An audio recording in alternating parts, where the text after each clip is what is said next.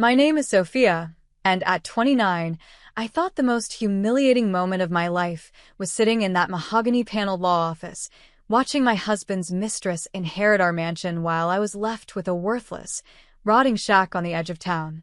The lawyer's voice droned on about assets and properties, but all I could hear was the mistress's whispered mockery. That fits her perfectly, cheap and pathetic. Everyone in that room, including my husband's parents, looked at me with either pity or satisfaction, certain that Marcus had shown me exactly what I was worth to him. But sometimes the most worthless-looking inheritance holds the most dangerous secrets. And that abandoned shack my dead husband left me? It was about to reveal why someone had been watching me since I was 17, why my marriage was orchestrated from the beginning, and why Marcus's death might not have been the accident everyone believed it to be. But before we move back to it, comment down your age and where you are watching from, and if this story resonates with you, hit that like button and subscribe for more stories about deception, betrayal, and finding the strength to reclaim your life. The mahogany panels of Harrison and Associates law firm seemed to press in on me from all sides, their polished surfaces reflecting distorted versions of everyone seated around the conference table. I sat in the leather chair that squeaked every time I shifted, clutching Marcus's wedding band so tightly in my palm that its edges bit into my skin. 3 weeks since the car accident. 3 weeks since my world imploded. And now, surrounded by people who had once called themselves family, I was about to learn just how thoroughly my husband had betrayed me. Melissa sat directly across from me, her manicured fingers drumming a steady rhythm on the gleaming table surface. She wore a black dress that was anything but morning attire. The neckline plunged just enough to be inappropriate for while reading, and the way she kept touching the pearl necklace at her throat felt like a performance. Every few seconds, she'd catch my eye and offer what I'm sure she thought was a sympathetic smile. It looked more like a cat eyeing a wounded bird. "Shall we begin?" Mr. Harrison's voice cut through the oppressive silence. He was an older man with liver spots decorating his hands like a map of all the years he'd been reading the last wishes of the dead. His fingers trembled slightly as he adjusted his wire-rimmed glasses and opened the folder before him.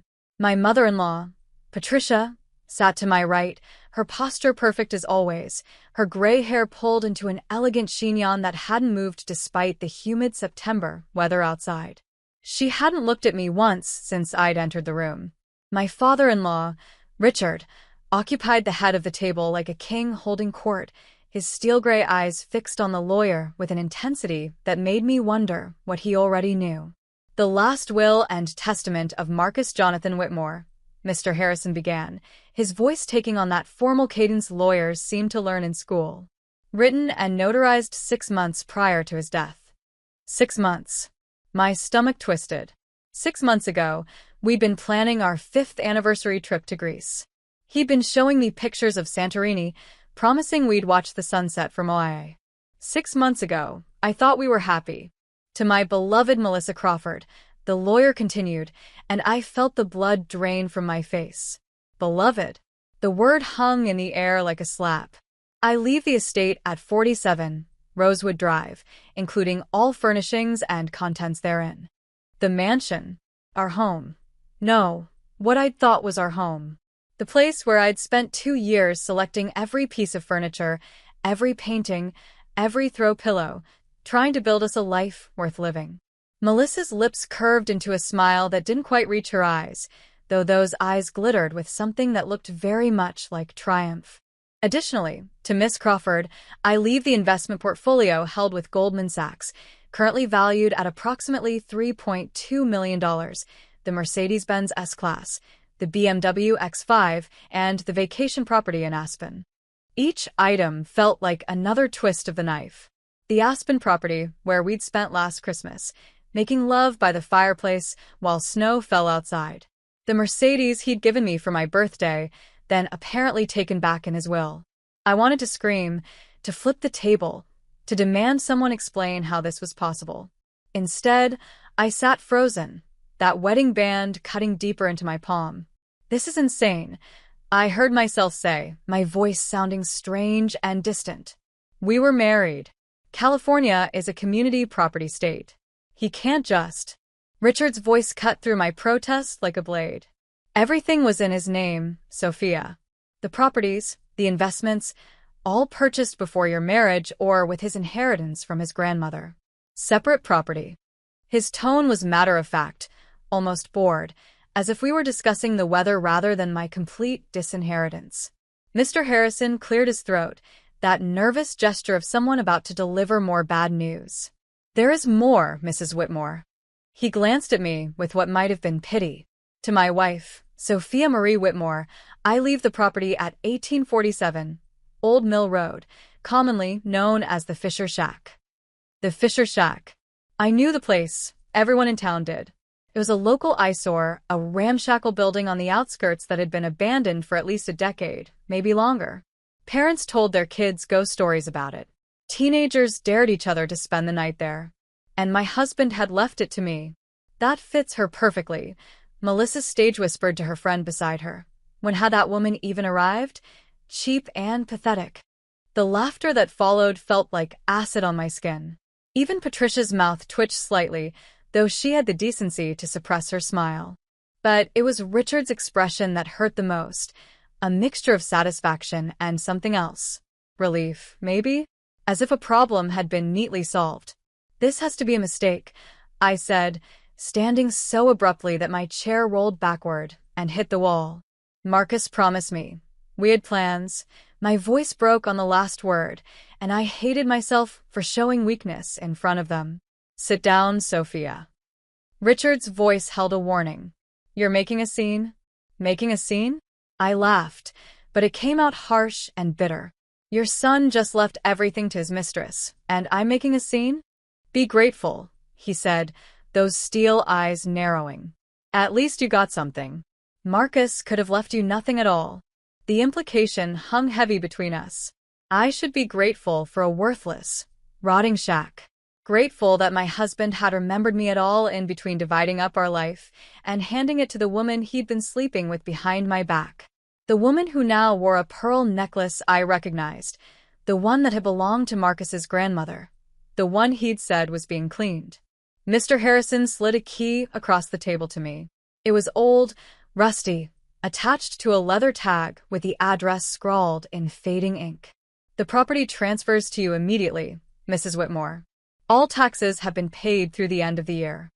3 months.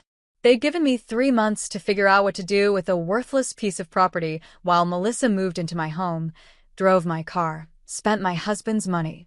I grabbed the key, its metal cold and rough against my skin. "I'll contest this," I said, looking directly at Mr. Harrison. "This isn't right." The lawyer's expression remained professionally neutral. "That is your right, Mrs. Whitmore. However, I should inform you that the will was properly executed and witnessed. Mr. Whitmore was of sound mind and body when he signed it. The grounds for contest would be limited." "Have fun in your shack," Melissa called out as I headed for the door, her voice dripping with false sweetness. "I hear it's lovely this time of year." I didn't turn around. I couldn't. If I had, I might have done something that would have landed me in jail, and then where would I be? Instead, I walked out of that office with my head high, even as tears blurred my vision. I made it to my car, my old Honda Civic that Marcus had always complained about before the sobs came. The sun was setting by the time I could drive again, painting the sky in shades of orange and pink that seemed to mock my grief. I should have gone home, to my sister's house where I'd been staying since the accident. Elena would have made tea, would have listened to me rage and cry, would have helped me make sense of this nightmare. But something pulled me toward Old Mill Road instead. Maybe it was morbid curiosity. Maybe it was the need to see just how thoroughly Marcus had humiliated me. Or maybe it was something else, something I couldn't quite name, a whisper in the back of my mind that sounded almost like Marcus's voice. "There are places I'll never let you go, sophomore. Not safe for you." He'd said that once, early in our marriage, when I'd wanted to go exploring in the old industrial district. I'd thought he was being overprotective. Now I wondered if he'd been hiding something even then. The drive to Old Mill Road took me through parts of town I rarely visited. Past the renovated downtown with its boutique shops and farm-to-table restaurants, past the suburban sprawl of identical houses, into the forgotten edges where the town bled into wilderness. The road narrowed, streetlights became sporadic, then disappeared altogether. My headlights carved through the darkness, illuminating nothing but empty road and encroaching forest. The GPS on my phone lost signal twice before I finally saw it. 1847, Old Mill Road. The shack squatted in a clearing like something out of a horror movie. Even in the dark, I could see the roof sagging in the middle, threatening to collapse. Boards covered most of the windows, though a few had fallen away, leaving black holes that seemed to stare out at the night. Vines had claimed one entire side of the structure, their tendrils working through gaps in the siding like fingers prying apart the bones of the house. I sat in my car for a long moment, engine running, debating whether to turn around. This was insane. It was past 9 o'clock, I was alone, and this place looked like it might collapse if I breathed on it wrong. But the key seemed to burn in my pocket, and that whisper in my mind grew louder. What was Marcus hiding? The key stuck in the lock, and for a moment, I thought it might snap off. Then, with a grinding sound that made my teeth ache, the mechanism turned. The door swung inward on hinges that screamed in protest, the sound sharp enough to send a few bats fluttering from the eaves above my head. I jumped back, my heart hammering, then laughed at myself, a bitter, hollow sound that the darkness swallowed whole. My phone's flashlight cut through the gloom as I stepped over the threshold. The air hit me immediately, thick with dust and rot, but underneath it, something else. Something metallic and sharp, like old pennies or blood? No, that was ridiculous. I was letting the atmosphere get to me. The floorboards groaned under my weight, each step producing a symphony of creaks and protests. Dust motes danced in the beam of my flashlight like tiny ghosts disturbed from their rest. The main room was larger than I'd expected, though the shadows seemed to press in from all sides, making it feel claustrophobic. Furniture huddled under sheets that had gone gray with age and dirt. Boxes were stacked against one wall, their cardboard soft with moisture damage. But it was the walls that made me stop and stare. They were covered in markings, not graffiti, but deliberate carvings cut deep into the wood. Initials, dates, symbols I didn't recognize. My flashlight tracked across them. Jam 1987. The deal is done. 1993. They know. Run. 2001. Some were in what looked like code, numbers and letters that meant nothing to me. In one corner, someone had drawn what appeared to be a family tree, though half the names had been scratched out so violently that the wood splintered. I found myself looking for Marcus's name, for any Whitmore at all, but the writing was too faded, too damaged to make out clearly. The fireplace dominated one wall, its mouth stuffed with papers that looked like they'd been shoved in hastily. I pulled one free, but it disintegrated in my hands, leaving only fragments of text. Transfer complete. Liability assumed. In the event of discovery. A sound from beneath the floor made me freeze. A knock, deliberate and measured. 3 taps, a pause, then 3 more. My rational mind said it was the old house settling, or maybe animals that had made a home in the crawlspace. But it sounded so intentional, so human, that goosebumps rose on my arms. Hello. My voice came out as barely a whisper. I cleared my throat and tried again louder. Is someone there? Silence. Then, just as I was about to convince myself I'd imagined it, the knocking came again. This time from a different spot, as if something was moving beneath the floorboards, tracking my location. My flashlight beam wavered as my hands shook. This was stupid. I was alone in an abandoned building at night, jumping at every sound like some horror movie victim. I should leave, come back in daylight with Elena and maybe her boyfriend, Tom, who worked construction and could tell me if the place was even safe to enter. But as I turned to go, my light caught something that made me stop. A photograph, tucked into the frame of a broken mirror. Unlike everything else in this place, it looked relatively new. I pulled it free, angling my phone to see better. It was Marcus, but younger, maybe 10 years ago, before I'd met him. He stood in front of this very shack with 3 other men, all of them in expensive suits that seemed wildly out of place against the ramshackle backdrop. They were smiling, holding champagne glasses, as if celebrating something. One of the men looked familiar, though I couldn't place him. The photo was dated on the back. Phase 1 complete, 2014. A year before Marcus and I met at that charity fundraiser. He'd said he was there supporting the hospital's new wing. I'd been there as a volunteer, fresh out of college, trying to network and find my place in the world. He'd been charming, attentive, everything I'd thought I wanted. Had it all been planned? Another knock from below, this time so forceful that dust rained down from the ceiling. I stumbled backward, my hip hitting a covered table. The sheet slipped off, revealing more photographs, dozens of them, scattered across the surface. My light passed over them, and my blood turned to ice. They were all of me. Me at my college graduation. Me at my first job interview. Me jogging in the park near my old apartment. Me having coffee with friends, shopping for groceries, leaving the gym. Some were dated years before I'd met Marcus. In one, I couldn't have been more than 17, wearing my high school uniform, completely unaware that someone was watching, documenting, studying me. My legs gave out, and I sank onto the dusty couch, not caring about the cloud of debris that rose around me.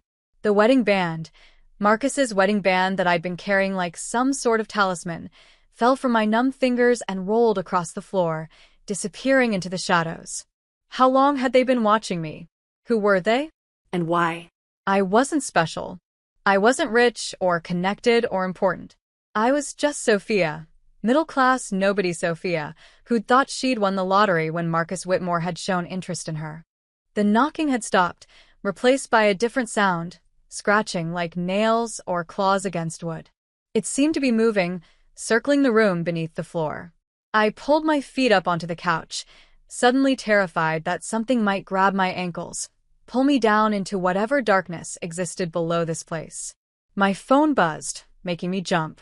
Elena, texting to ask if I was okay, if I was coming home. Home. The word seemed foreign now. Did I even have a home? The mansion belonged to Melissa. This shack was a prison of secrets, and Elena's guest room was just temporary charity. I started to text her back, to tell her I was fine. I'd be there soon, when all the lights on my phone went out. Not just the flashlight. The screen went black, the device completely dead despite having been at 60% battery when I'd arrived. The darkness was absolute. No moon penetrated the boarded windows. No streetlights existed this far from civilization. I couldn't see my hand in front of my face. And in that darkness, I heard it clearly. A door opening somewhere in the house. Not the front door I'd entered through, but another one, deeper in the structure. Footsteps, slow and measured, moving through the house. They stopped occasionally, as if the walker was examining something, then continued. They were getting closer. I held my breath, pressing myself deeper into the couch, praying that whoever, whatever, it was would pass by without noticing me. The footsteps entered the room, paused. I could hear breathing that wasn't my own, slow and steady. The smell of cigarette smoke drifted through the air. Then, as suddenly as it had died, my phone blazed back to life, the flashlight app automatically resuming.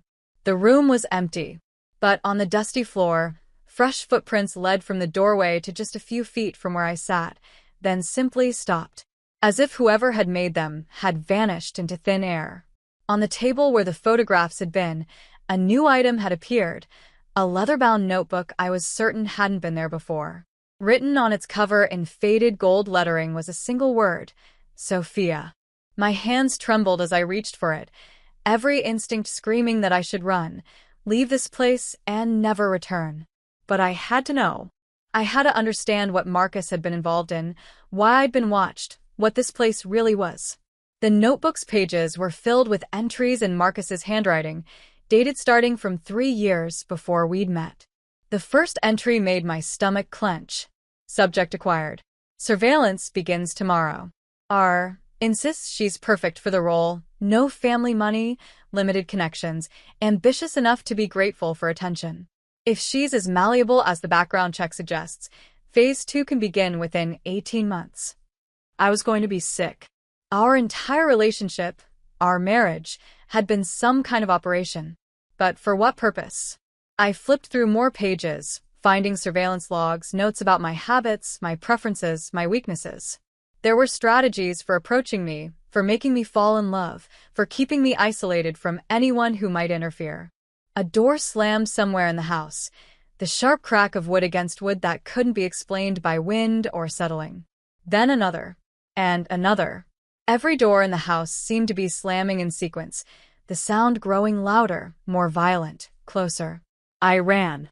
I crashed through the front door, stumbling over the rotted porch steps, my phone's light swinging wildly as I sprinted for my car.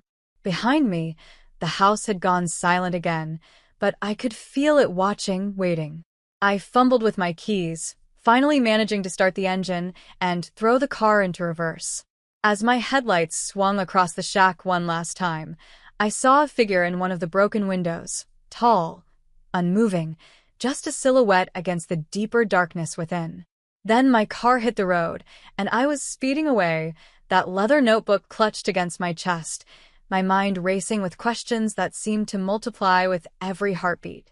Marcus's voice echoed in my memory, something he'd said just a week before his death, when he'd had too much wine at dinner.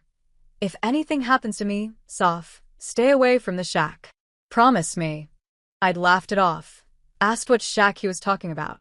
He'd changed the subject, but his eyes had held something I'd never seen before, fear.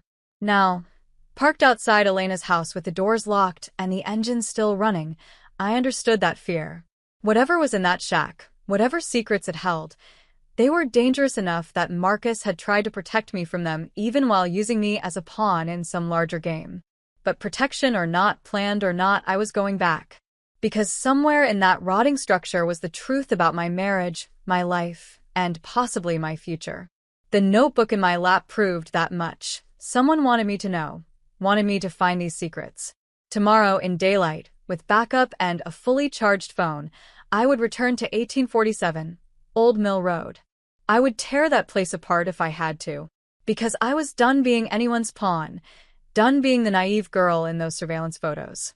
If Marcus and his family had orchestrated my life for their purposes, then I would use their own weapon against them. The shack they'd left me as an insult would become the key to my revenge. I just had to survive long enough to use it. The morning sun did nothing to make the shack less ominous. If anything, daylight revealed damage the darkness had hidden. Sections of roof that had completely caved in, walls that leaned at angles that defied physics, and a foundation that had shifted enough to create gaps you could put your fists through. Elena stood beside me, her mouth hanging open as she took it all in. "Sophia, this place should be condemned," she said, pulling her jacket tighter despite the warm September morning. "You can't seriously be thinking about going back in there." Tom, her boyfriend, was already circling the structure with his contractor's eye, occasionally poking at support beams and shaking his head. "She's right, sophomore. This place is a lawsuit waiting to happen. One good storm, and the whole thing comes down." But I wasn't listening to their concerns about structural integrity. My eyes were fixed on the window, where I'd seen that figure last night. In daylight, it was just another empty frame, nothing sinister about it except the darkness beyond. Yet I knew what I'd seen. Someone had been in there with me. "I need to get something," I said, already moving toward the door. "There's important paperwork inside. Financial documents." It wasn't entirely a lie. The notebook I'd found was definitely important, though not in the way they'd assume. I'd spent the rest of the night reading it, each entry more disturbing than the last. Marcus had documented everything, every conversation we'd had in those early days, every manipulation, every lie. But there were references to other documents, other records that painted a bigger picture. And they were somewhere in this shack. "Then we all go," Elena said firmly. "And if the floor starts to give way, we leave immediately." Tom grabbed a crowbar and flashlight from his truck. "Stay behind me. Step where I step." The house felt different in daylight, less actively malevolent, more sadly decrepit. Dust motes floated lazily through shafts of sunlight that penetrated the gaps in the walls. The photographs from last night were gone, the table bare except for a layer of dust that looked undisturbed. Even the footprints I'd seen had vanished, as if I'd imagined the whole thing. "What exactly are we looking for?" Tom asked, testing each floorboard before putting his weight on it. Anything that looks important, I said vaguely, running my hands along the walls, searching for hidden compartments. Marcus's notebook had mentioned a safe room, a place where the real records were kept. Maybe a safe or a filing cabinet. It was Elena who found it, or rather, she found the absence of it. This room is too small, she announced, standing in what had probably been a bedroom. Look at the exterior wall from outside versus where this interior wall is. There's at least 3 feet missing. Tom immediately went to work with his crowbar, prying at the boards until one came loose with a crack that made us all jump. Behind it was exactly what Elena had predicted, a hidden space, narrow but deep, with a ladder leading down into darkness. That's not up to code, Tom muttered, but he was already testing the ladder's stability. Seems solid enough, though. Newer than the rest of this place. The hidden cellar was a different world from the decay above. The walls were reinforced concrete, the floor smooth cement. Industrial shelving lined the walls, loaded with bankers' boxes, each one labeled with dates and code names. A workbench occupied one corner, covered in what looked like surveillance equipment, old cameras, recording devices, even what appeared to be phone tapping equipment. What the hell was your husband into? Elena whispered, picking up a device that looked like something out of a spy movie. I didn't answer because I'd found something that made my blood run cold. A box labeled Acquisition, Sophia Marie Chin, maiden name, 2008 to 2015. My maiden name. The years before I'd met Marcus. Inside were detailed reports, photographs, even copies of my college transcripts and medical records. There was a psychological profile that dissected my personality with clinical precision. Subject shows signs of father abandonment issues following parents' divorce. Likely to respond positively to older male authority figures who provide stability and protection. Recommend Marcus adopt paternal protective role initially, transitioning to romantic interest once trust established. My hands shook as I read about myself like I was some lab rat, every vulnerability cataloged and weaponized. There were notes about my ex-boyfriend from college, how that relationship's failure had left me primed for rescue fantasy. There were observations about my career ambitions, how my desire to prove myself made me susceptible to lifestyle elevation through marriage. Sophia, Tom's voice was tight. He was standing by another section of shelving, holding an open box. You need to see this. The box contained rolls of cash, but not just any cash. Old bills, some dating back to the 1980s, all in sequential serial numbers. The kind of money that raised questions that left trails. There had to be hundreds of thousands of dollars here, maybe more. This is evidence of something, Elena said, her phone out, taking pictures. Money laundering, maybe? We should call the police. No, the word came out sharper than I intended. Both of them looked at me strangely. Not yet. I need to understand what this is first. What Marcus was involved in. I'd moved to another box, this one more recent. Inside were contracts, all in legalese I couldn't fully understand, but names kept appearing, Richard Whitmore, several I didn't recognize, and at the bottom of each document, witness signatures that included Marcus and someone named J. Fisher. Fisher. Like the Fisher Shack. A photograph slipped from between the contracts. It was older, from the 1970s, based on the cars in the background. A group of men stood in front of this very shack, all wearing suits and satisfied smiles. I recognized a younger Richard Whitmore immediately. Those cold eyes were unmistakable. But it was the man next to him that made me gasp. I'd seen him before, in newspaper archives at the library when I was researching the history of the town for a college project. Joseph Fisher, real estate developer who disappeared in 1987 under mysterious circumstances, leaving behind a fortune that was never found. Oh my God, I breathed, pieces clicking together in my mind. They killed him. They killed Fisher and took his money, used this place to hide it.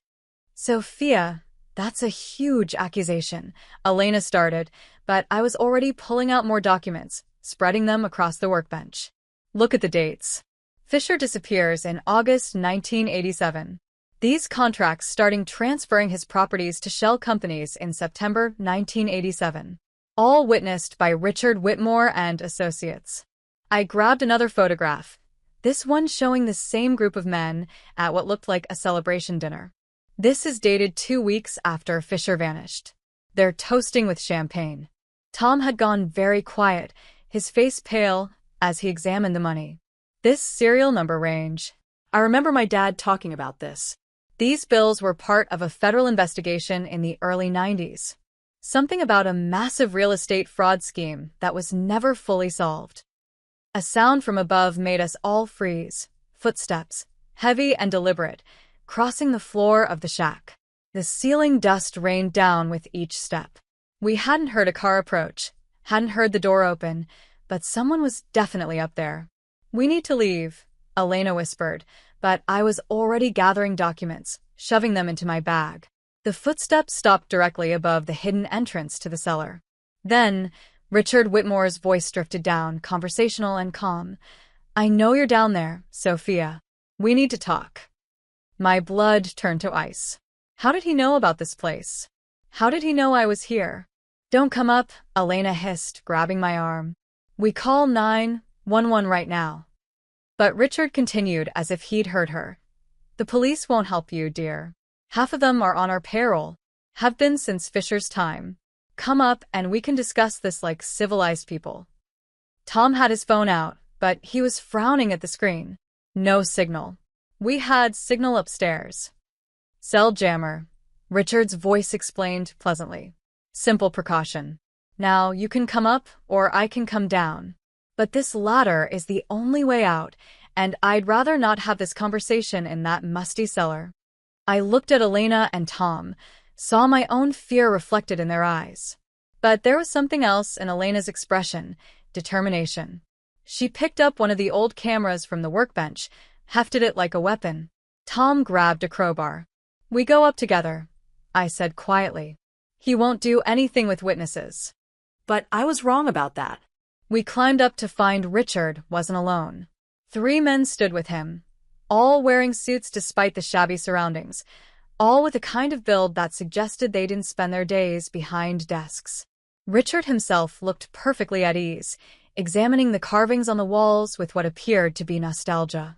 "You know," he said without turning around, "Marcus was supposed to keep you away from here. That was the entire point of the marriage. Keep you close but controlled, make sure you never went digging into your connection to all this." "What connection?" I demanded, my voice stronger than I felt. I'd never even heard of this place before the will reading. Richard finally turned to face me, and his smile was almost pitying. "Your maiden name is Chun, but your mother's maiden name was Fisher. Joseph Fisher was your great-uncle, though your mother never knew it. He'd had a falling out with the family years before, changed his name, built his fortune from scratch. But blood is blood, and when we discovered you existed, well, we couldn't risk you making a claim on his estate." The room spun. I grabbed the wall for support, my mind racing to process this information. "So, you had Marcus marry me to what? Make sure I never found out." "Initially, yes. But Marcus grew fond of you. Started having second thoughts about the arrangement. He was going to tell you everything." Richard's expression hardened. "That's why he had to go." "You killed your own son?" Elena's voice was horrified. Richard didn't deny it. "The syndicate comes first. Always has. Marcus knew that when he was brought in. He forgot it when he fell in love with you." He said the last word like it was distasteful. "Sentiment has no place in business." "This isn't business, it's murder," Tom said, stepping forward, but one of the suited men blocked his path. "Prove it," Richard said simply. "My son died in a tragic accident. The police investigated thoroughly. Case closed." I thought about the notebook hidden in my bag, the documents I'd photographed, the evidence in the cellar below. "If you were going to kill me, you would have done it already." Richard laughed, a sound like ice cracking. "Kill you? My dear, you're worth more alive. You're the last legitimate Fisher heir. With you under our control, any future claims on the old properties, any investigations into the past, they all stop with you." Marcus understood that. He was supposed to get you pregnant, ensure the bloodline continued under our supervision. But he got sentimental, started talking about running away with you, starting fresh somewhere else. I'll never help you, I said. You already are, Richard replied. Just by accepting the shack, you've legally acknowledged the will. By entering this property, you've established possession. And now that you've found our little storage facility, well, you're complicit. Those documents down there? Your fingerprints are all over them now. That money? You've handled it. If this ever comes to light, you'll go down with us. It was a trap. The whole thing had been a trap, and I'd walked right into it. You're insane if you think I'll keep quiet about this, I said, but Richard was already moving toward the door. You'll keep quiet because you have no choice. Go to the police with your wild theories. See how far you get. Detective Morrison plays poker with me every Thursday. Judge Hamilton's daughter got into Harvard thanks to a generous donation from our education fund. The district attorney? He owns 3 properties that used to belong to your great-uncle. He paused at the doorway, his men following. Clean up this mess, Sophia. Get rid of those documents. Forget what you think you know, and we'll leave you alone. You can keep the shack, fix it up, sell it, burn it down for all I care. But if you try to use what you've found here against us, remember, you're not just fighting me. You're fighting 40 years of established power. They left us standing there in stunned silence. It wasn't until we heard car engines start and fade into the distance that any of us moved. We're going to the FBI, Elena said immediately. This is beyond local corruption. This is organized crime. But I was staring at something Richard's men had left behind, a cigarette butt, still smoldering on the dusty table. The same brand I'd smelled last night. They'd been here then too, watching me discover their secrets, letting me find just enough to implicate myself. He's right about one thing, I said slowly. My fingerprints are all over that evidence now. If they spin it right, I could look like I was involved all along. The neglected wife who knew about her husband's criminal connections and tried to profit from his death. That's ridiculous, Tom protested, but he was already seeing the angles, how a good lawyer could twist the narrative. I walked to the window, looking out at the tire tracks in the mud, multiple vehicles, not just Richard's. How many people were involved in this? How deep did it go? We need to be smarter, I said. We can't just run to law enforcement without knowing who we can trust. First, we document everything. Every piece of paper, every serial number on those bills, every photograph. We build a case so airtight that even corrupted officials can't ignore it. Elena was already taking more photos with her phone, but she looked troubled. Sophia, what if they come back? What if they decide you're too much of a liability? I thought about Marcus, about the accident that had killed him. His car had gone off the road on a clear night, no skid marks, no sign he'd tried to brake. The police had ruled it driver error, possibly falling asleep at the wheel. But Marcus had been coming from his parents' house that night, and he'd called me just an hour before, sounding agitated, saying he needed to tell me something important. Then we make sure I'm not an easy target, I said. We make copies of everything, store them in different places. We create a dead man switch. If something happens to me, everything goes public. Tom had been examining the cellar entrance, and suddenly he straightened. There's another level. We all turned to look at him. He was pointing at the ladder, which continued down past the floor of the first cellar. See? There's a hatch in the floor, painted to blend in. But the ladder keeps going. My heart raced as we opened the hatch, revealing a second chamber below. This one was smaller, older, and contained a single item, a metal filing cabinet that looked like it had been there since the shack was built. Inside were the real secrets. Not just financial documents, but photographs of crime scenes, what looked like murder confessions, and a leather-bound ledger that detailed every crime the syndicate had committed since 1987. Names, dates, methods, and most importantly, who had ordered each action. Marcus's death was in there, listed as Termination Order Number 47, subject, Marcus Whitmore, reason, security breach/potential whistleblower, authorized by R. Whitmore method. Vehicular incident, status, complete. Richard had signed his own son's death warrant. But it was the next entry that made my blood run cold. Termination Order Number 48, subject, Sophia Whitmore, reason, inherited liability, Authorized by R. Whitmore Method. TBD. Status. Pending review. We need to leave, Elena said, her voice high with panic. Right now. We grabbed everything we could carry, the ledger, key documents, photographs. As we climbed back up, I noticed something I'd missed before. Fresh scratches around the door frame, as if someone had recently installed something. Tom saw it too, his face going pale. Cameras, he whispered. They're watching us right now. We ran for Tom's truck, throwing everything inside. As we peeled out of the driveway, I saw them in the rearview mirror. 2 black SUVs emerging from the tree line, following us. Where do we go? Elena asked, clutching the ledger to her chest. I thought fast. The newspaper.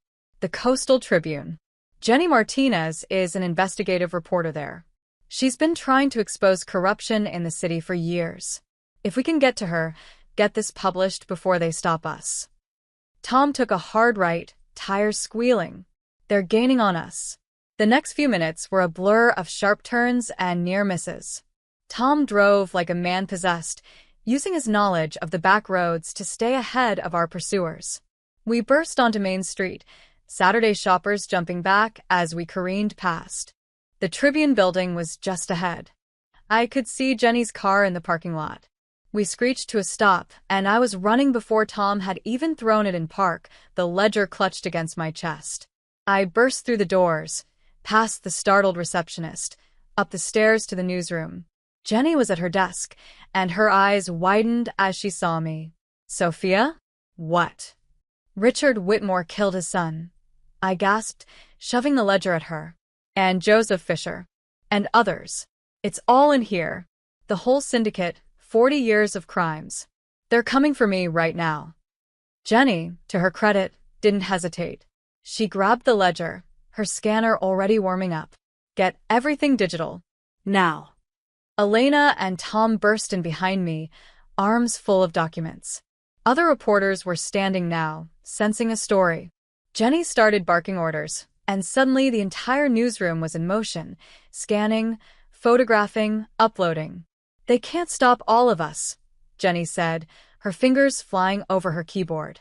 Not once it's out there. Through the window, I could see the black SUVs pulling into the parking lot. Richard stepped out of one, his phone pressed to his ear.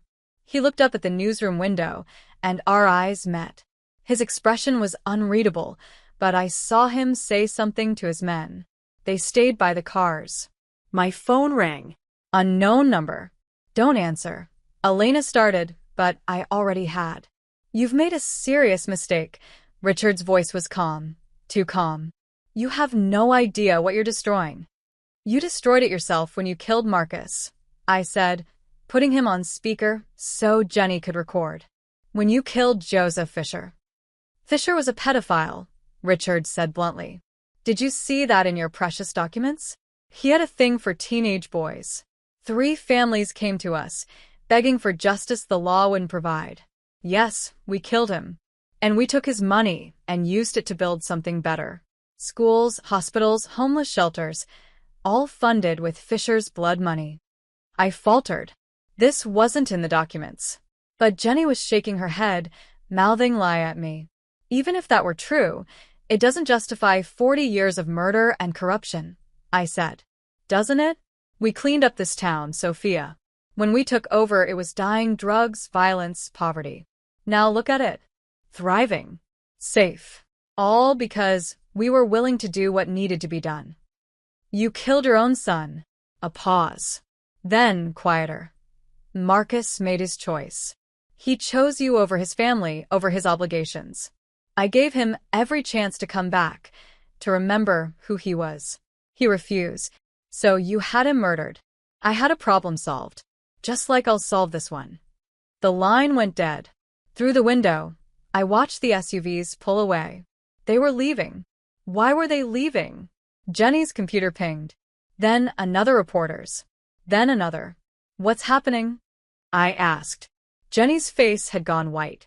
Every file we just uploaded, they're being deleted. From our servers, from the cloud, from everywhere. How is that possible? Tom was at his own laptop. It's not just here. Every copy I emailed to myself, to my contacts, they're all gone. It's like they never existed. I looked down at the physical ledger in my hands. It was all we had left. The original documents were back at the shack, probably already being destroyed. My phone buzzed with a text from Richard. You have 1 hour to return what you've stolen. After that, termination order number 48 goes into effect. Your friends too. Their families. Everyone you've involved in this. 1 hour. Elena grabbed my hand. We run. Right now. We take the ledger, and we run. But I was thinking about Marcus, about the fear in his eyes that last night. He'd known this was coming. He'd tried to protect me the only way he knew how, by leaving me the shack, knowing I'd find the truth, knowing I'd have leverage. No, I said quietly. We don't run. We fight. But we fight smart. I turned to Jenny. How fast can you get a camera crew here? She blinked. 20 minutes? Do it. Live broadcast. We go public with everything, right now, before they can stop us. I held up the ledger. They can delete digital files, but they can't delete a live broadcast that thousands of people are watching. Jenny was already making calls. Other reporters were setting up cameras, transforming the newsroom into an impromptu studio. I looked back at the window. The black SUVs had returned, but now there were more of them. A lot more. They were surrounding the building. Sophia, Tom said quietly. What if they don't care about witnesses? What if they're past that point? I thought about Richard's voice on the phone, the resignation in it when he talked about Marcus. They were past the point of caring about collateral damage. This was endgame, for them and for us. Then we make sure the truth outlives us, I said, opening the ledger to the page with Marcus's termination order. We make sure his death meant something. The camera's red light blinked on. Jenny held up 3 fingers, then 2, then 1. Good evening, she began, her voice steady despite everything.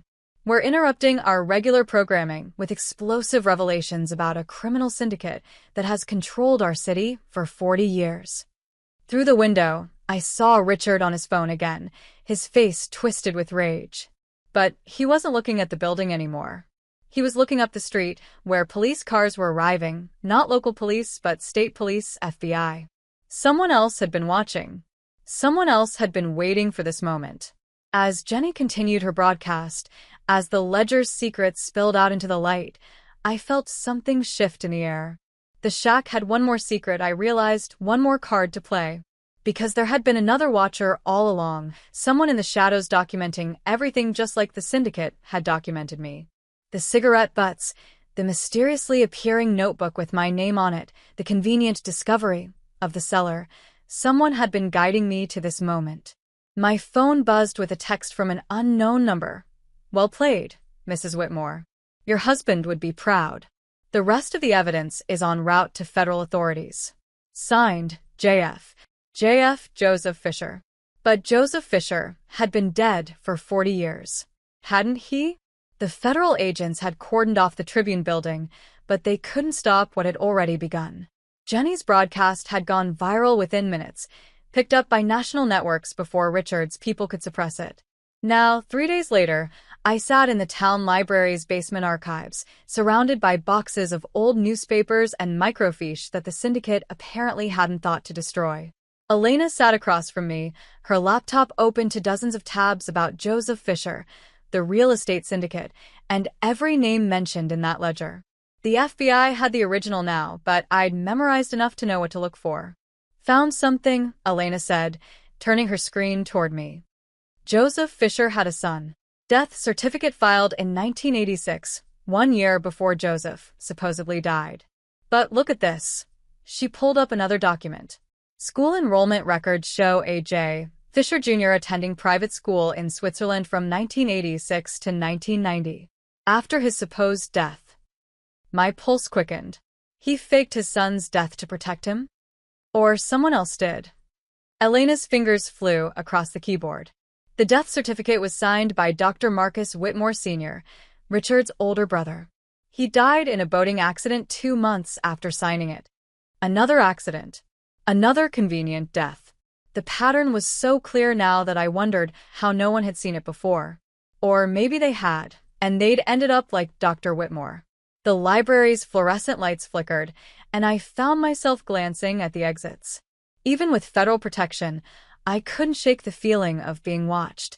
The syndicate had operated for 40 years. They wouldn't go down without a fight. My phone buzzed. Another text from JF. Municipal Records, Box 1847. Third folder. Time you knew the whole truth. 1847. The same number as the shack's address. I found the box quickly, my hands trembling as I opened the third folder. Inside were property deeds, but not just any properties. These were for buildings all over town, all purchased between 1970 and 1987, all in my mother's maiden name. Fisher. Oh my God, I breathed. My mother owned half the town, and never knew it. The deeds were tucked behind falsified documents showing the properties transferred to the syndicate's shell companies. But the originals were here, hidden in plain sight in public records that no one had bothered to check because everyone assumed Joseph Fisher had no heirs. Elena was reading over my shoulder. Sophia, if these are legitimate, you don't just own that shack. You own them all, the business district, 3 hotels, billions in real estate. Which explains why they needed me under control, I said, the pieces finally clicking into place. It wasn't just about keeping me quiet. They needed me alive but ignorant, in case anyone ever challenged their ownership. They could always produce me as the heir who had willingly transferred the properties. A shadow fell across the table. I looked up to find a man standing there, elderly but straight-backed, with eyes that seemed familiar even though I'd never seen him before. He wore an expensive suit that couldn't quite hide the shoulder holster beneath. "Mrs. Whitmore," he said quietly, "we need to talk." Elena started to stand, reaching for her phone, but the man held up a hand. "I'm not with them. I've been fighting them for 40 years. My name is James Fisher. Joseph was my father. The son who'd supposedly died." I stared at him, seeing it now, the same jawline as in Joseph's old photos, the same intense gaze. "You sent the texts," I said. He nodded, pulling out a chair and sitting down carefully, as if his bones hurt. "I've been watching, waiting for the right moment. When Marcus married you, I thought it was over. They'd won. But then Marcus started having doubts. He reached out to me, wanted to know the truth about his family's empire." "You were in contact with Marcus?" "For the last 6 months of his life. He was gathering evidence, planning to bring them all down. The ledger you found? Marcus compiled most of it. He was going to give it to you on your anniversary, tell you everything." James's face darkened. "Richard found out 3 days before. You know the rest." I thought about Marcus's strange behavior in those final weeks, the late nights, the mysterious phone calls, the way he'd held me like he was saying goodbye. He'd known what was coming. "Why didn't you help him?" Elena demanded. "Why let him die?" I tried. I warned him to run, to take you and disappear. But Marcus believed he could outsmart his father. He thought Richard would never actually. James stopped, swallowing hard. He underestimated how far Richard would go to protect the syndicate. "And now?" I asked. "What's your plan?"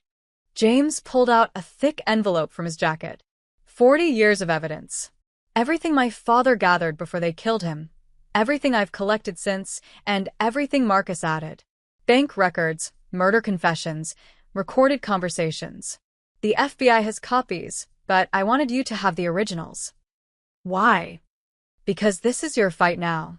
Your inheritance. Not just the properties, but the responsibility to see justice done." He stood, wincing slightly. "They'll come for me now that I've shown myself. But it doesn't matter anymore. The truth is out." "Wait," I said as he turned to leave. "Your father. The things Richard said about him." "Lies," James said flatly. "My father was investigating child trafficking in the foster system. He got too close to the truth, found out some powerful people were involved. So they killed him and destroyed his reputation to make sure no one would listen if any evidence surfaced."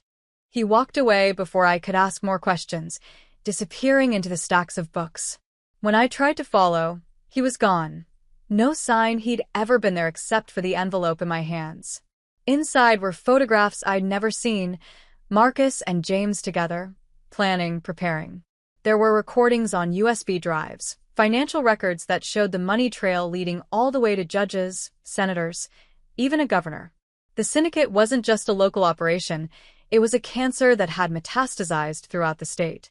"We need to get this to the FBI immediately," Elena said, but I was looking at something else, a note in Marcus's handwriting, dated the day before he died. "Sophia, if you're reading this, then I failed to protect you, and I'm sorry. The shack isn't your prison, it's your weapon. Everything they've built sits on stolen land, your land. The original deeds are hidden in the library, box 1847. The development contracts are all fraudulent. One lawsuit and their entire empire crumbles. But be careful, they'll kill to protect it. Trust Jenny Martinez, trust Agent Sarah Coleman at the FBI, and trust yourself. You're stronger than you know. All my love, M." Tears blurred my vision. He tried to save me, even knowing it would cost him everything. My phone rang. "Jenny Martinez. Sophia, you need to see the news. Now." We ran upstairs to the library's main floor, where a crowd had gathered around the television. The breaking news banner read, "Richard Whitmore arrested in federal corruption probe." There he was, being led away in handcuffs, his face a mask of cold fury. But it was the next arrest that shocked me. Patricia Whitmore, Marcus's mother, also in cuffs, her perfect composure finally cracked. "The FBI raided their homes an hour ago," Jenny said, appearing beside me. "Found enough evidence to put them away for life. But Sophia, there's something else." She handed me her phone. The screen showed a news article from that morning. Local businessman found dead in apparent suicide. The businessman was James Fisher. The man I'd just spoken to an hour ago had been dead since dawn. "That's impossible," I said, my voice shaking. "He was just here." He gave me this. I held up the envelope. Jenny's expression was grim. "Security footage shows you and Elena alone at that table for the past 2 hours. No one else came near you." The envelope in my hands was real. I could feel its weight, see the documents inside. But James Fisher was dead, had been dead for hours before our conversation. Elena grabbed my arm. "Sophia, we need to leave." Now. Because standing in the library entrance were 3 men I recognized from the syndicate files, enforcers who hadn't been arrested, who were now walking toward us with purpose. We didn't run, we couldn't, not with dozens of witnesses around. Instead, I walked straight toward the men, my phone already recording. "Mrs. Whitmore," the lead man said smoothly. He was younger than the others, handsome in a corporate way. "I'm Daniel Morrison. I represent certain interests that would like to make you an offer." Morrison, as in Detective Morrison, who played poker with Richard. "Your father's on Richard's payroll." His smile didn't waver. "My father is currently in federal custody, actually. Turns out he kept meticulous records of every bribe he took. Very embarrassing for the family." He gestured toward the library's conference room. "Shall we talk privately? Anything you have to say can be said right here," I replied, aware that Jenny was now recording too, that other library patrons had their phones out. "Very well." Daniel pulled out a tablet, showing a complex legal document. "We're prepared to acknowledge your inheritance claim to the Fisher properties. Full market value, approximately $2.8 billion. All you have to do is sign a non-disclosure agreement about past irregularities." Irregularities? You mean murders? I mean business practices that, while perhaps aggressive, were standard for the time. His tone remained pleasant, but his eyes were cold. "Take the deal, Mrs. Whitmore. You'll be wealthy beyond imagination." "I already am," I said, holding up the original deeds. "These predate your fraudulent contracts. I don't need your acknowledgement. I own those properties outright." For the first time, Daniel's composure cracked. "Those documents won't hold up in court. Too many questions about their authenticity, their chain of custody." "Then I guess we'll let a judge decide." I turned to walk away, but his next words stopped me cold. "Melissa Crawford would like to speak with you. About Marcus." About what really happened that night. Melissa, the mistress who'd inherited everything. I'd been so focused on Richard that I'd almost forgotten about her. She's waiting in the conference room, Daniel continued. She has information you need to hear. Every instinct screamed that this was a trap, but the mention of Marcus made the decision for me. Elena and Jenny followed as I walked into the conference room, where Melissa sat at the polished table, looking nothing like the confident woman from the will reading. Her designer clothes were wrinkled, her makeup smeared, her hands shaking as she lifted a coffee cup. "He wasn't supposed to die," she said without preamble, her voice hoarse. "Richard promised me no one would get hurt." I sat down across from her, my rage warring with a desperate need for answers. "Start from the beginning." Melissa laughed bitterly. "The beginning? I was hired 5 years ago. My job was to seduce Marcus, make him fall in love with me, give Richard leverage over his son. It was just another assignment. I'd done it before with other targets." "You're a professional honeypot?" Jenny asked, her recorder openly visible on the table. Was. Past tense. Melissa met my eyes, and I saw something unexpected there, guilt. Marcus never fell for it. He knew what I was from day one. He played along to keep his father happy, but he never touched me, never even kissed me. Everything Richard thought was happening between us was fake. The room spun, but the will, the inheritance. Window dressing. Marcus changed his will to make it look like our affair was real, to keep Richard from getting suspicious while he gathered evidence. He was supposed to change it back before? She trailed off, fresh tears cutting through her makeup. Before what? Before we ran. All 3 of us. You, me, and Marcus. He'd arranged new identities, had money hidden offshore. We were going to disappear, let the FBI handle Richard while we started over somewhere safe. Melissa pulled out her phone, scrolling to a message thread. "Look. These are our real conversations." I read Marcus's messages, my heart breaking with each word. "Just a few more days, Mel.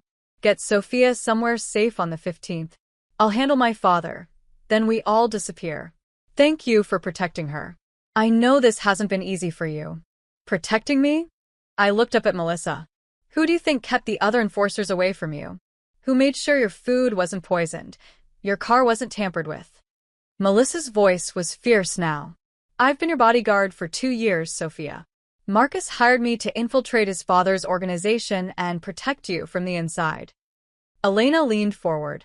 "So, you're saying you're actually what? An undercover agent?" "Former FBI, actually. I left the bureau after my partner was killed by someone on Richard's payroll. I've been working independently ever since, taking down corrupt organizations from within." She looked at me again. "Marcus found me through James Fisher. They offered me a chance at revenge against Richard, and I took it. But if you were protecting us, why didn't you stop them from killing Marcus?" Melissa's composure finally shattered completely. "Because I didn't know. Richard kept me out of the loop that night. Sent me to Aspen on a fake errand. By the time I realized what was happening, Marcus was already..." She choked on a sob. "I failed. I failed him, and I failed you." Daniel Morrison had been standing by the door, and now he stepped forward. "Touching story. Completely unprovable, of course. And it doesn't change the fundamental situation. The syndicate is bigger than Richard Whitmore. Cut off the head, and it grows back." "Is that a threat?" Jenny asked, her camera turning toward him. "It's a reality. You think a few arrests will stop this? We have resources you can't imagine, connections at every level. Take the money, sign the NDA, and live your life. Or keep fighting and end up like Marcus." The room went cold at his words. But before I could respond, the door burst open. Federal agents flooded in, weapons drawn, shouting for everyone to get down. Daniel reached for something in his jacket and was immediately tackled. Agent Sarah Coleman, the one Marcus had told me to trust, helped me to my feet. "Are you hurt?" "No, How did you?" "Your guardian angel," she said with a slight smile. "Mr. Fisher's son has been quite helpful. But James Fisher is dead," the news said. "James Fisher is in protective custody. The body this morning was a syndicate plant trying to flush him out." She turned to Melissa. "Ms. Crawford, we'll need your full cooperation." Melissa nodded, looking relieved. You'll have it. Everything. 20 years of operations, names, dates, methods. I want them all to burn. As the agents led Daniel and his men away, I found myself standing with Elena, Jenny, and Melissa, an unlikely alliance brought together by Marcus's death. What now? Elena asked. I looked at the documents spread on the table. Deeds, evidence, 40 years of secrets. Then I thought about Marcus's note about the shack being a weapon, not a prison. Now we tear it all down, I said. Every corrupt official, every dirty deal, every crime they thought they'd buried. We use the properties to fund the investigation, turn their own resources against them. Jenny was already typing on her phone. I'll need exclusive access to everything. This story will take years to tell properly. You'll have it. I turned to Melissa. What will you do? She wiped her eyes, straightened her shoulders. What I do best. Hunt down the ones who got away. The syndicate has tentacles everywhere. Someone needs to cut them off. Agent Coleman handed me a card. We'll need you in protective custody until this is over. No, I said firmly. I'm going back to the shack. Everyone stared at me like I'd lost my mind. Sophia, that's insane, Elena protested. They know you're there. They could come for me anywhere. But the shack is mine now. Really mine. And I'm done running from shadows. That night, I stood in front of the Fisher shack, my shack, with a different perspective. It wasn't a rotting monument to my humiliation anymore. It was ground zero of an empire built on blood, and it would be ground zero for its destruction. My phone buzzed with a message from an unknown number. But this time, it wasn't signed JF. It was signed MW. Proud of you. Sophomore finish what I started. Look under the floorboard beneath the window where you saw the shadow. One more surprise. M. My hands shook. It couldn't be. Could it? I ran into the shack, not caring about the darkness or the creaking floors. I found the spot, pried up the floorboard with my bare hands. Underneath was a metal box, and inside, a phone. It turned on immediately, showing a single video file. Marcus's face filled the screen, dated the day he died. Sophia, if you're watching this, then my plan worked, even if I didn't survive it. The man who gave you this phone, he looks like me, doesn't he? Close enough to fool anyone who isn't looking too carefully. Close enough to die in my place while I disappear. My legs gave out. I sat on the floor, staring at the impossible. I'm sorry for the deception, but it was the only way. Richard would never stop hunting us unless he believed I was dead. The man who died, a terminal patient who volunteered, who wanted his family provided for. They have been, generously. Tears streamed down my face as Marcus continued. I can't come back, not yet. Maybe not ever. But I'm alive, and I'm watching, and I'm helping where I can. James Fisher is my contact. When you're ready, he'll know how to find me. Until then, trust Melissa, trust Coleman, and trust yourself. You're the strongest person I know, and you're about to prove it to the world. The video ended with Marcus saying the words I needed to hear. I love you, Sophia. This isn't goodbye. It's just see you later. The phone went dead in my hands, its message delivered. Outside, I heard car engines approaching. Not the threatening rumble of SUVs, but the steady sound of federal vehicles bringing more agents to protect the shack and continue the investigation. I stood up, slipping the phone into my pocket. Marcus was alive, somewhere, watching and waiting. The syndicate was crumbling, its 40-year reign of terror ending. And I was standing in the center of it all, no longer the naive girl in those surveillance photos, but a woman who'd found her power in the most unlikely place. The shack had been meant to break me. Instead, it had revealed who I really was, not just Sophia Whitmore, the deceived widow, but Sophia Fisher Whitmore, heir to an empire and architect of its redemption. Tomorrow, the real work would begin. Legal battles, testimonies, rebuilding what had been corrupted. But tonight, I stood in my shack, my inheritance, my weapon, my strength, and for the first time since this all began, I smiled. They'd given me a shack. I was going to give them justice. The first attempt on my life came 3 weeks after the arrests. I was in the courthouse, filing the paperwork to reclaim the Fisher properties, when the clerk's eyes went wide looking at something behind me. I turned just as a man in a maintenance uniform pulled a knife, lunging forward with practiced precision. Melissa appeared from nowhere, her body slamming into his before he reached me. They went down in a tangle of limbs, the knife skittering across the marble floor. Security swarmed them, but Melissa had already subdued him, his arm bent at an angle that made me wince. "Third one this week," she said calmly, brushing off her jacket as the guards hauled him away. "They're getting desperate." She was right. With Richard and Patricia in federal custody, the syndicate's leadership had fractured. Some were trying to flee the country, others were turning state's evidence, but a hardcore faction had decided that killing me would somehow solve their problems. As if my death would make the FBI forget about the evidence, make the frozen accounts unfreeze, make 40 years of crimes disappear. Agent Coleman had assigned me a full protection detail, but I'd insisted on continuing the work. Every day, I sat in that courthouse, in lawyers' offices, in federal buildings, systematically dismantling the empire built on my great uncle's bones. And every day, the threats escalated. "You should reconsider the safe house," Coleman said that evening, reviewing the security footage of the attack. "We can handle the legal proceedings without you physically present." "No," I said, for what felt like the 100th time. "They want me to hide, to be afraid. I won't give them that satisfaction." But bravado was easier in daylight. That night, alone in the shack despite the agents stationed outside, I found myself jumping at every creak, every shadow. The phone Marcus had left, the one with his video, sat on the table like a lifeline to a ghost. I'd watched his message so many times I could recite it, but it didn't make his absence easier. A knock at the door made my heart race. "Mrs. Whitmore? It's Tom. Elena sent me to check on you."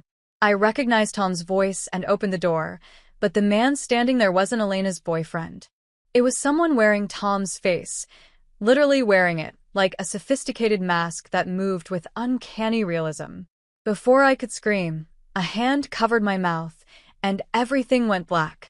I woke in a concrete room with no windows, my wrists zip-tied to a metal chair. The fluorescent lights were harsh, industrial. The air smelled of motor oil and rust. A warehouse, probably one of dozens the syndicate owned through shell companies. Finally awake. The voice came from the shadows, and then Patricia Whitmore stepped into view. Marcus's mother, who was supposed to be in federal custody, who had been arrested on live television. "How?" "Money, dear. Enough money can buy anything, even a body double to serve your sentence." She pulled up a chair, sitting across from me with the same perfect posture she'd maintained at the will reading. "You've caused quite a mess, Sophia. 40 years of careful planning, destroyed by a nobody who should have been grateful for what she was given." "You mean destroyed by the truth coming out?" She slapped me, the crack echoing in the empty space. "Truth? You want to talk about truth?" "The truth is that this town was dying before we took control. Unemployment at 30%, crime everywhere, businesses closing daily. We saved it. By murdering anyone who got in your way. By making hard choices. Joseph Fisher was destroying the local economy with his development schemes, pricing out families who'd lived here for generations. Yes, we stopped him. Permanently. And Marcus? Was killing your own son a hard choice?" Patricia's composure cracked slightly. "Marcus was weak. He fell in love with you, actually fell in love, despite knowing what you were, what you represented. Richard gave him every opportunity to come back to us, but he chose you. The venom in that last word could have melted steel. So, you had him murdered. I had him removed from the equation. Just like I'm about to remove you." She stood, smoothing her skirt. "But first, you're going to sign some documents. Transfer the Fisher properties back to our control, publicly recant your accusations, admit you fabricated evidence in grief-driven madness." "Never." Patricia smiled, a cold expression that never touched her eyes. "I thought you might say that." She pulled out her phone, showing me a live video feed. Elena and Tom, the real Tom, tied up in another room. Sign or they die. Simple as that. My blood turned to ice. "They have nothing to do with this. They helped you. That's enough. She placed the documents in front of me, unlocking one of my hands. Sign. I picked up the pen with a trembling hand, looking at the legal documents that would undo everything we'd fought for. Elena and Tom versus justice for 40 years of victims. How could I make that choice? 5 seconds, Patricia said, her finger hovering over her phone screen. I started to sign, but something in the video feed caught my eye. A shadow moving behind Elena and Tom, barely visible. Then another. And another. I pressed the pen to paper, writing slowly, buying time. Patricia leaned closer, eager to see her victory complete. That's when the lights cut out. In the darkness, I heard Patricia's startled gasp, then the sound of a struggle. Emergency lighting kicked in a moment later, casting everything in a red glow. Patricia was on the ground, unconscious, and Melissa stood over her with a tactical baton. Took you long enough, I said, my relief overwhelming. Had to wait for the full team to get in position. She cut my restraints and handed me a gun. Can you shoot? Marcus taught me. Good. Because we're not out yet. The warehouse was a maze of corridors and storage areas, and Patricia hadn't been alone. We could hear shouting, footsteps converging on our position. Melissa led the way, her movements professional and lethal. Every corner could hide an enemy. Every doorway could be a trap. We found Elena and Tom in a side room, guarded by 2 men who didn't expect us to come in shooting. Melissa took them down with non-lethal shots, knees and shoulders, while I worked on freeing my friends. Sophia. Elena hugged me tightly. God, we thought you were dead when you disappeared. Not yet, I said, but the sound of approaching vehicles made us all freeze. Through a dirty window, I could see black SUVs surrounding the building. But also FBI vehicles, police cars, even news vans. The cavalry had arrived, but so had what remained of the syndicate's forces. This is about to get messy, Melissa said, checking her weapon.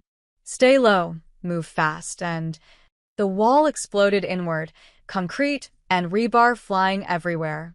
Through the hole came men in tactical gear, but not FBI.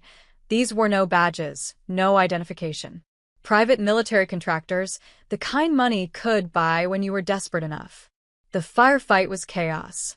Melissa engaged them immediately, her training evident in every move, but we were outnumbered.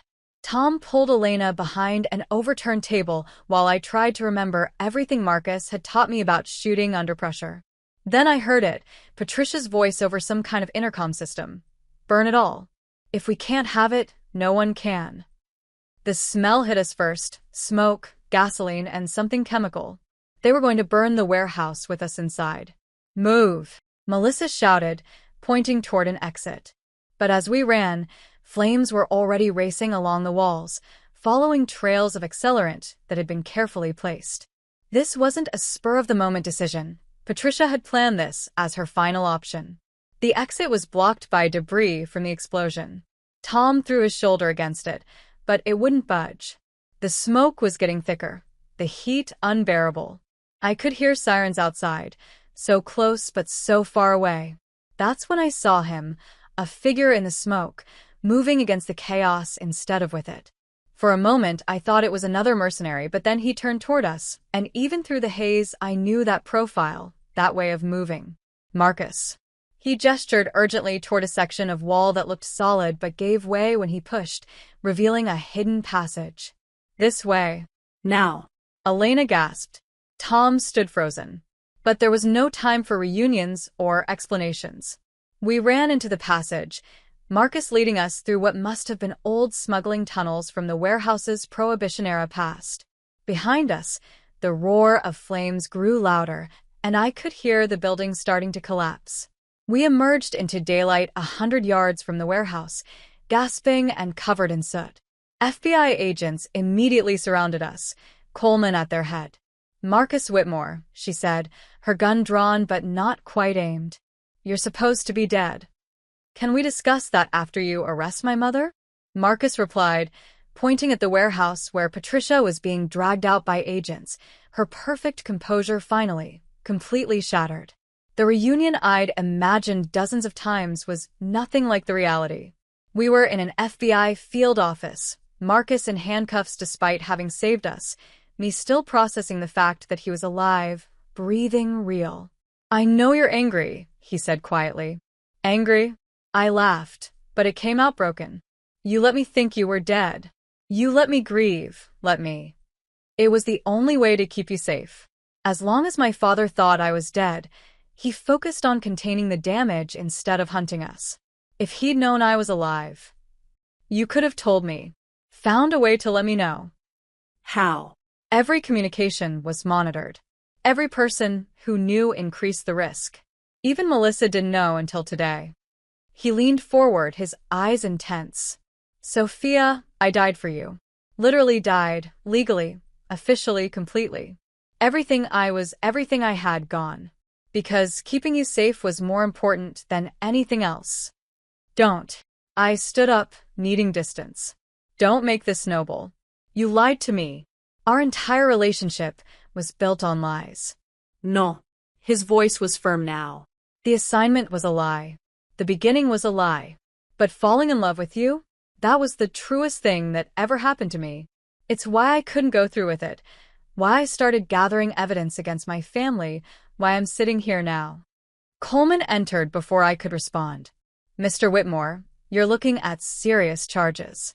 Fraud, conspiracy, fleeing a crime scene." "I have immunity," Marcus said calmly. "Full immunity granted by the Justice Department in exchange for my cooperation. Check with the Attorney General's office.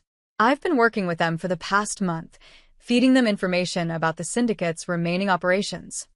Coleman looked skeptical, but made the call. Her expression changed as she listened, finally hanging up with a frustrated sigh. "You're free to go. Both of you." Outside the federal building, Marcus and I stood awkwardly, two strangers who had once promised each other forever. "The shack," he said suddenly. "We need to go there." Now. "Why?" "Because in about an hour, the remaining syndicate members are going to make one last play, and the shack is the key to stopping them." The convoy heading to the shack looked like a presidential motorcade, FBI vehicles, state police, even a helicopter overhead. Marcus sat beside me in the back of Coleman's SUV, explaining what he'd learned while dead. "The shack isn't just where they hid evidence. It's built on the cornerstone of their entire financial structure. There's a vault underneath, not the cellar you found, deeper. It contains the original incorporation documents for every shell company, every fraudulent trust, every illegal transfer. Destroy those documents, and legally, billions in assets revert to their rightful owners, including you." So Patricia was trying to get me to sign new documents that would supersede the originals. But she needed the originals destroyed too, which is why they're coming for the shack. He pointed ahead, where smoke was already visible on the horizon. "They're going to try to burn it down, vault and all." But when we arrived, the shack wasn't on fire. Instead, it was surrounded by armed syndicate members in a standoff with law enforcement. At their center stood Daniel Morrison, the smooth-talking lawyer, but now holding an assault rifle with disturbing familiarity. The happy couple reunited," he called out through a megaphone. "How touching. Here's the situation. We have explosives planted throughout the structure and the surrounding area. You come any closer, we detonate. The evidence goes up in smoke, and probably half of you with it." Coleman grabbed her radio, but Marcus put a hand on her arm. "Let me talk to him." "That's insane. I know these people. I know what they want." He looked at me. "Trust me?" Despite everything, I found myself nodding. Marcus walked toward the shack, hands raised. I could see snipers adjusting their positions, everyone holding their breath. "Daniel," Marcus called out, "you know this is over. Even if you destroy the documents, we have copies, testimony, enough to bury everyone involved. Copies can be challenged. Testimony can be recanted. But those originals? Those are ironclad." Daniel's voice was desperate now. 40 years, Marcus. 40 years of building something magnificent, and you destroyed it for what? Love. For justice. For truth. For the chance to look at myself in the mirror without seeing my father's crimes. Marcus took another step forward. but mostly, yes, for love. Because that's the one thing you and Father never understood. There are things more valuable than power. That's when I saw it. Movement in the shack's broken window. Not a syndicate member, but that familiar silhouette I'd seen on my first night. James Fisher stepped out of the shadows, but not the elderly man from the library. This was Joseph Fisher himself, impossible as that was, looking exactly as he had in those 1970s photographs. "Hello, Daniel," Joseph said, his voice carrying despite the distance. "Been a while." Daniel's composure cracked completely. No. "No, you're dead. We killed you. I saw the body." "You saw a body. But you can't kill an idea, Daniel. You can't murder justice. It just waits, patient, until the right moment." Joseph walked closer, and in the afternoon sun, I could see through him, literally see through him to the shack behind. The moment like now. Mass hallucination? Ghost? I didn't know and didn't care because Daniel and his men were backing away in terror, their weapons lowering. In that moment of distraction, FBI agents moved in, disarming them before they could recover. But one person wasn't distracted, Patricia. She emerged from behind the shack, a pistol in her hand, aimed directly at me. "If I can't have my empire," she snarled, "at least I can take Joseph's heir." 3 shots rang out simultaneously. Patricia's, missing me by inches. Melissa's, catching Patricia in the shoulder. And Marcus's, I hadn't even known he was armed, hitting his mother's gun hand, sending the weapon flying. Patricia fell to the ground, screaming in rage and pain. "You shot me. Your own mother. You stopped being my mother the day you agreed to kill me," Marcus replied coldly. As the EMTs took Patricia away and the FBI processed the scene, I stood in front of my shack, battered, bullet-scarred, but still standing. Joseph Fisher, or whatever he was, had vanished the moment the danger passed, leaving only questions. Marcus stood beside me, maintaining careful distance. "The vault's real. We should check it before." "Before what? Before you disappear again?" I was thinking more like before dinner. He pulled out his phone, showing me a reservation confirmation. Our anniversary restaurant. The table where I proposed. "I know I have no right to ask, but you faked your death." "Yes." "You let me mourn you." "Yes." "You manipulated me, even if it was to protect me." "Yes." I turned to face him fully. "And you gave up everything, your family, your name, your entire life, to keep me safe." I'd do it again. The emergency vehicles were leaving, the drama finally ending. Elena and Tom waited by their car, giving us space but ready to intervene if needed. Melissa was coordinating with Coleman, probably planning to hunt down the last syndicate stragglers. Jenny Martinez was already on camera, reporting live from the scene. "One dinner," I said finally. "You get one dinner to explain everything. Really everything. No more lies, no more secrets." Deal. We entered the shack together, using construction lights to navigate to the real vault Marcus had described. It was there, hidden beneath the hidden cellar, a massive steel door that looked like it belonged in a bank. Inside were the documents he'd promised, but also something else. Joseph Fisher's real journal. The truth was simpler and sadder than all the theories. Joseph had discovered the syndicate's early crimes, tried to stop them, and paid with his life. But he'd hidden the evidence, booby-trapped it in a way that would only activate if someone with Fisher blood tried to access it. That's why they needed me, not just as a potential heir, but as the key to their own destruction. "He planned it all," I said, reading Joseph's final entry. "My mother's accidental meeting with my father, ensuring the bloodline continued, but stayed hidden. Even you finding me," he'd left instructions, knowing that eventually the syndicate would need a Fisher heir. "A 40-year plan to bring justice," Marcus said. He was playing chess while everyone else played checkers. That evening, at the restaurant, Marcus filled in the gaps. How he'd discovered his family's crimes. How he'd tried to find a way out that wouldn't get us both killed. How James Fisher, Joseph's very real, very alive son, had helped him fake his death and continue the fight from the shadows. "So, what now?" I asked over dessert. "You're legally dead," Your family's empire is crumbling. Where does Marcus Whitmore go from here? Marcus Whitmore stays dead, he said simply. But Marcus Fisher, Joseph's legally adopted son, thanks to documents backdated and filed in Switzerland, he has possibilities. That's fraud. That's justice. Poetic justice, maybe, but still justice. He reached across the table, not quite touching my hand. I know I can't ask you to forgive me. I know trust, once broken, might never heal. But I'm asking for the chance to try. I thought about the shack, about the secrets it had held, the truths it had revealed. How something meant to be worthless had become invaluable. How something meant to imprison me had set me free. We tear it down, I said suddenly. What? The shack. We tear it down and build something new. A community center, maybe.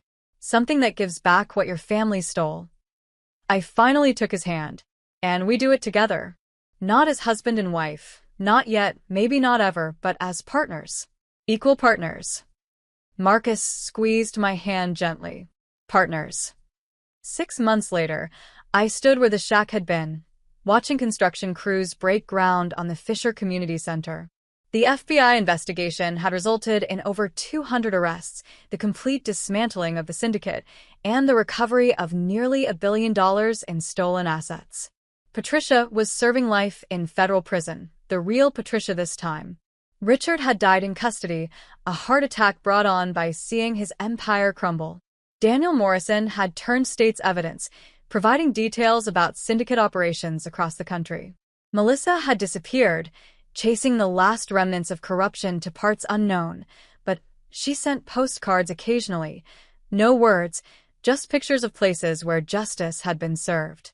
Elena and Tom were engaged, their wedding planned for spring. Jenny had won a Pulitzer for her exposé on the syndicate. And Marcus. Marcus was standing beside me, our relationship slowly rebuilding on a foundation of truth rather than lies. Any regrets? He asked, watching the construction.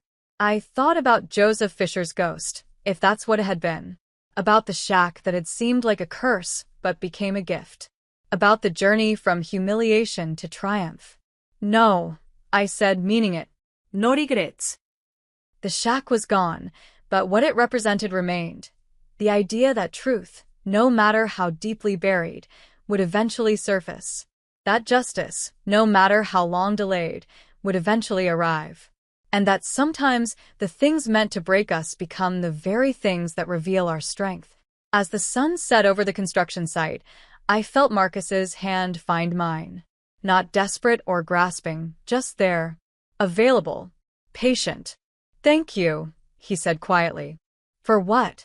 For being stronger than they thought. For fighting when it would have been easier to run. For showing me that love isn't a weakness to be exploited, but a strength to be celebrated. I squeezed his hand, watching our shadows lengthen across the ground where the shack had stood. We're not done yet. There are more syndicates out there, more corruption to expose. I know. He turned to face me. But we'll face them together? Together, I agreed. The Fisher Community Center would open in a year, built on the bones of the syndicate's darkest secret.